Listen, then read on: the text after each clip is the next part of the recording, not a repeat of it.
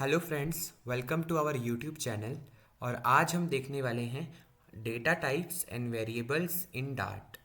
पिछली वीडियो में अगर आपने नहीं देखी है तो पिछली वीडियो में हमने देखा था कि प्रिंट स्टेटमेंट को कैसे यूज़ करते हैं कोई भी चीज़ को प्रिंट कराने के लिए।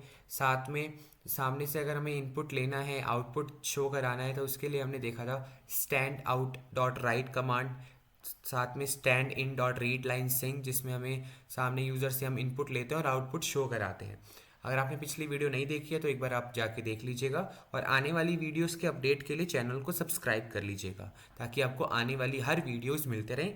और इस चैनल पे हम कोशिश करते हैं कि हम डेली एक वीडियो इस सीरीज़ की हम अपलोड कर सकें ताकि आपको अपडेट मिले। तो इसलिए चैनल को सब्सक्राइब कर लीजिएगा ताकि आने वाले अपडेट आपको टाइम टू टाइम मिलते रहें। तो चलते हैं आज के टॉपिक पे।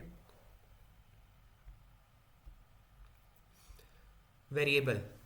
तो वेरिएबल क्या होता है बेसिकली, अगर आप मैं सिंपल लैंग्वेज में बताऊं, मैं जो चीज़ें लिखी हुई हैं यहाँ पे डेफिनेशन वो भी मैं बताऊंगा आपको। अगर मैं सिंपल लैंग्वेज में बोलूं, अगर आप किसी भी प्रोग्रामिंग लैंग्वेज में, किसी भी प्रोग्राम में या किसी भी कोड स्ट्रक्चर के अंदर अगर आपको किसी वैल्यू की नीड है, किसी चीज़ की नीड है, तो क्या करेंगे आप उसको अगर मान लो कोई छोटी सी चीज़ है तो एज ए ह्यूमन बींग तो हम याद कर सकते हैं। बड़ी चीज़ होगी तो हम कहीं लिख उसको स्टोर कर लेंगे, कहीं लिख लेंगे, नोटबुक में लिख लेंगे, ऑनलाइन नोट पैड के अंदर लिख लेंगे। लेकिन क्या होगा अगर इस प्रोग्राम को किसी चीज़ को स्टोर कराना है तो वो कैसे कराएगा? वो कराएगा रन टाइम मेमोरी के थ्रू। अगर हमें कोई भी चीज़ को स्टोर कराना है, कोई भी वैल्यू को स्टोर कराना है जिसकी हमें नीड होगी, पूरे प्रोग्राम के अंदर नीड है हमें उसकी, हमें बार बार उस वैल्यू को यूज़ करना है अलग अलग फाइल के अंदर या सेम फाइल के अंदर बार बार यूज़ करना है उस वैल्यू को, तो हम प्रोग्राम की रन टाइम वैल्यू के अंदर उसे स्टोर करा देंगे और जहां भी हमें उसकी नीड होगी हम उसको वहां पे यूज़ कर लेंगे। जैसे साफ साफ लिखा हुआ है इसमें, ए named space in the memory that store values. In other words, it acts a container for values in a program। ठीक है। देन सेकंड चीज क्या हो गया कि इसमें ये भी लिखा हुआ है वेरिएबल नेम्स और कॉल्ड आइडेंटिफायर्स। तो आइडेंटिफायर्स का मतलब क्या है? जैसे देखिए, अगर आपको किसी भी पर्सन को कांटेक्ट करना है आपको, तो वो कैसे कर सकता है? या तो आपके मोबाइल नंबर के थ्रू करेगा या आपको ईमेल एड्रेस के थ्रू करेगा अगर ऑनलाइन करना है तो, या फिजिकली अगर आपको मिलना है उस पर्सन को आपसे, तो वो आपकी एड्रेस उसको पता होना चाहिए ताकि वो आपके एड्रेस पे आके आपसे मिल सके। ठीक है। तो आइडेंटिफाई कैसे करेगा वो? जब तक उसके पास एड्रेस नहीं होगा तो आइडेंटिफाई नहीं कर पाएगा। तो उस एड्रेस को स्टोर कहाँ होगा? अगर हम वही सेम एड्रेस को हमें प्रोग्राम के अंदर स्टोर कराना है तो वो पॉसिबल ऐसे नहीं है कि हम ऐसे ही स्टोर करा पाए। तो उसके लिए हमें क्या करना होगा? वेरिएबल के थ्रू रन टाइम मेमोरी के अंदर उस वैल्यू को स्टोर कराना होगा ताकि हमारे हम अपनी नीड के अकॉर्डिंग जहां भी हमें इसकी ज़रूरत है उसको यूज़ कर सके।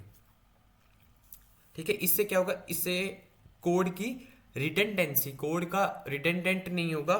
ठीक है। देन अपनी नीड के अकॉर्डिंग हम जहाँ चाहें कोड को रिपीट ना करते हुए उस वैल्यू को यूज़ करा सकते हैं। देन डेटा टाइप्स क्या होगा? डेटा टाइप क्या होता है? जो वेरिएबल के अंदर जो वैल्यू है, वो जो वैल्यू होगी वो किस टाइप की होगी, वो टाइप्स हम देखेंगे आगे, वो किस टाइप की वैल्यू होगी उसको हम कहते हैं डेटा टाइप। जैसे आप देखो, the data type of a variable is defined by it's value, मतलब किस टाइप की वैल्यू है, उसकी वैल्यू से डिफाइन होगा कि वो डेटा टाइप किस टाइप का है।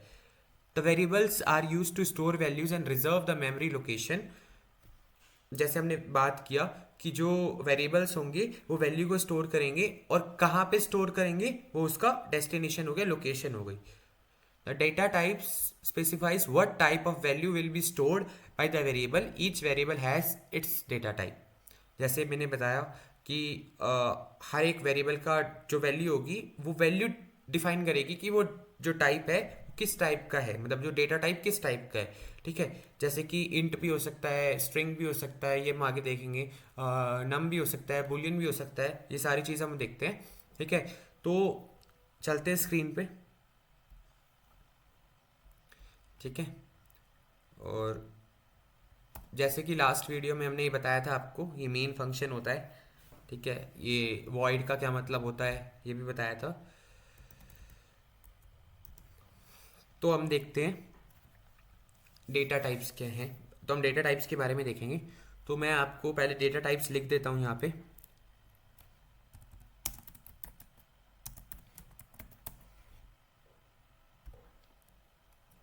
ठीक है।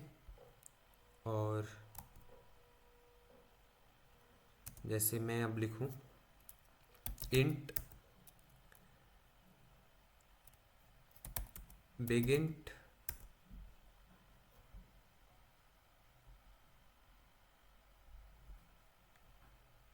ठीक है नम, देन आपका बूलियन स्ट्रिंग वेर डायनामिक, ठीक है। और एक मेजर डेटा टाइप है जो इसके बाद आएगा, ये हो गया आपका डबल, ठीक है। तो ये डेटा टाइप्स हैं, तो इसको हम कवर करेंगे। तो अब देखिए, जैसे कि अ, जैसे इंट मैं लेता हूँ ए, हमने लिया और यहाँ ए की वैल्यू दे दी हमने, ए इज इक्वल टू 5, और यहाँ हमने प्रिंट करा दिया ए, ठीक है, ठीक है।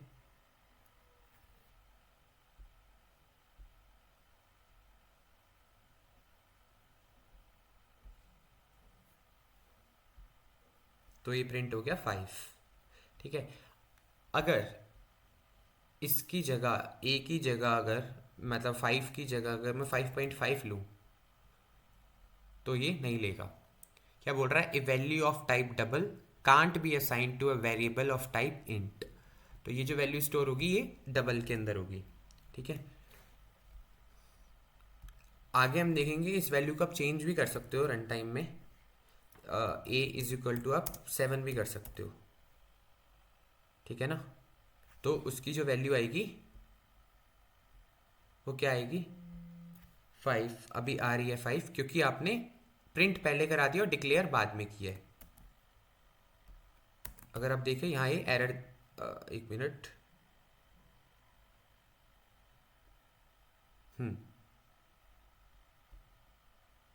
7, ठीक है, क्योंकि आपने इसकी वैल्यू को रिप्लेस कर दिया यहाँ पे, ठीक है ना। ये ओवरराइड कर देगी वैल्यू को, ठीक है। अब एक चीज़ और, ये जो मैं ए ले रहा हूँ तो क्या आपको यही सेम नेम लेना है, नहीं। आपको जो नेम लेना है वो आपका काम क्या है, आपके काम के अकॉर्डिंग आपको नाम लेना है। जैसे आप कोई नेम स्टोर करा रहे हो तो आपको नेम ले सकते हो, क्लास नेम ले सकते हो, अगर कोई क्लास का नाम है, स्टूडेंट नेम है तो स्टूडेंट नेम ले सकते हो, ठीक है। किसी सिटी का नेम है तो सिटी ले सकते हो, ठीक है। अब हम देखते हैं, अगर हमें फ्रैक्शनल वैल्यू, अगर होल नंबर होगा तो हमें इंटीजर में स्टोर कराएंगे, अगर कोई फ्रैक्शनल नंबर होगा तो हम उसको डबल में स्टोर कराएंगे। Double B B is equal to 10.5 print B,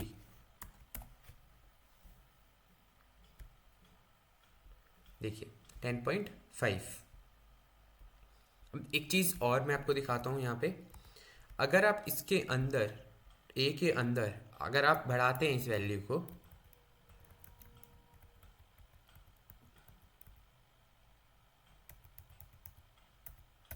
देखिए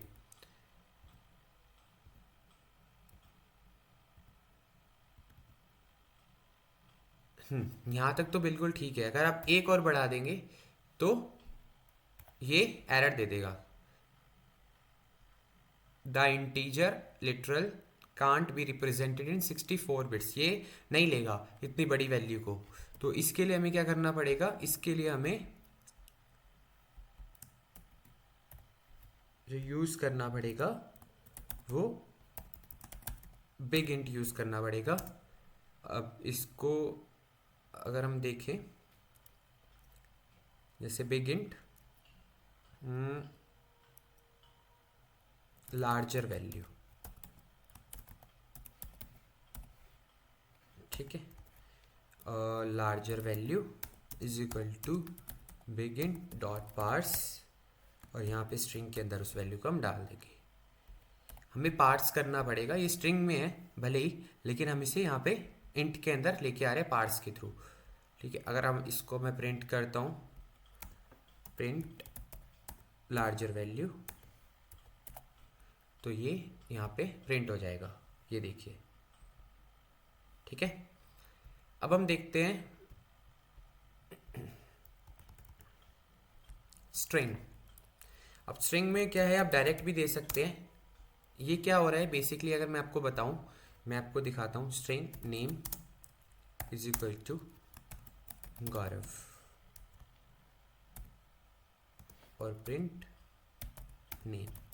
ये क्या किया मैंने, ये वैल्यू यहीं पे असाइन कर दी इसकी।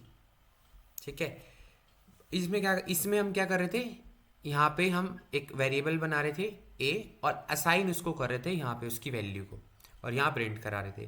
बट यहाँ पे हमने क्या किया, एक वेरिएबल लिया और उसको साथ साथ असाइन भी कर दिया। ठीक है, तो ये हमने असाइन भी कर दिया है साथ में ही। ठीक है, तो ये नेम प्रिंट हो गया और ये स्ट्रिंग में। ठीक है, स्ट्रिंग में आप क्या कर सकते हो, कुछ भी स्टोर करा सकते हो। स्ट्रिंग में अगर आप इंटीजर भी लोगे, मतलब आपको लेना होगा double quotes, single quote, triple quotes के अंदर ही, तभी आप स्टोर करा पाओगे। लेकिन आप स्टोर कुछ भी करा सकते हो। आप 100 स्टोर कराओगे तब भी ये स्टोर हो जाएगा। देखिए 100 आ गया। ठीक है, आप इसकी जगह नेम स्टोर कराओगे तो भी ये स्टोर हो जाएगा। ठीक है, आप इसके अंदर डबल स्टोर कराओगे जो आपने ऊपर किया तो भी ये स्टोर हो जाएगा। लेकिन होना चाहिए डबल कोट, सिंगल कोट और ट्रिपल कोट्स के अंदर ही। ठीक है, इसको मैं चेंज कर देता हूं।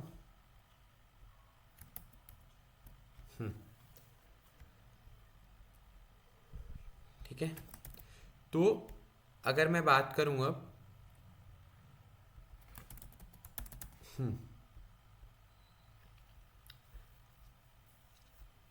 जैसे आप देखिए, ये है इंटीजर, सेकंड है आपका डबल। ये अब अगर आपको इन दोनों को हैंडल करना है तो क्या यूज करेंगे आप, तो आप यूज करेंगे नम सी इज इक्वल टू 10.66। तो ये ले लेगा, क्योंकि ये नम क्या करता है, नम इंटीजर और डबल दोनों क्लास को इनहेरिट करता है। इनहेरिटेंस हम देखेंगे आगे जब हम क्लासेस में आएंगे। ठीक है, अगर आप ये करेंगे तब भी ये प्रिंट कर देगा। ठीक है, अगर आप इसको यूज ना करें, आप खाली 10 लिखते हैं, तब भी ये प्रिंट कर देगा 10। ठीक है, अब दो चीजें जो बची हैं वो है वेर और डायनेमिक। वेर का मतलब मैं अभी थोड़ा सा आपको बता देता हूँ, बट इसके बारे में इसका प्रॉपर पूरा डिफरेंस क्या होता है वेर मतलब वेर में और डायनेमिक के अंदर, वो मैं आपको नेक्स्ट वीडियो में बताऊंगा। प्रॉपर डिटेल में सेशन होगा।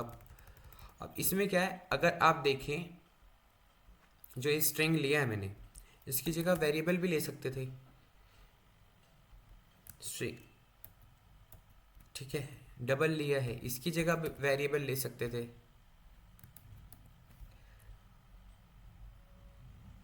इंट लिया है, इसकी जगह भी आप वेरिएबल ले सकते थे।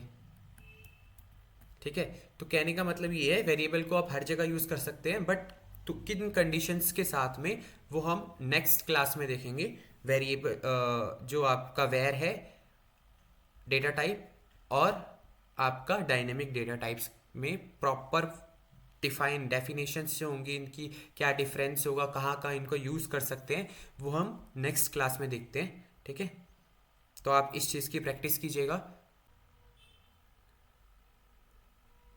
तो आज के लिए इतना ही। Thank you.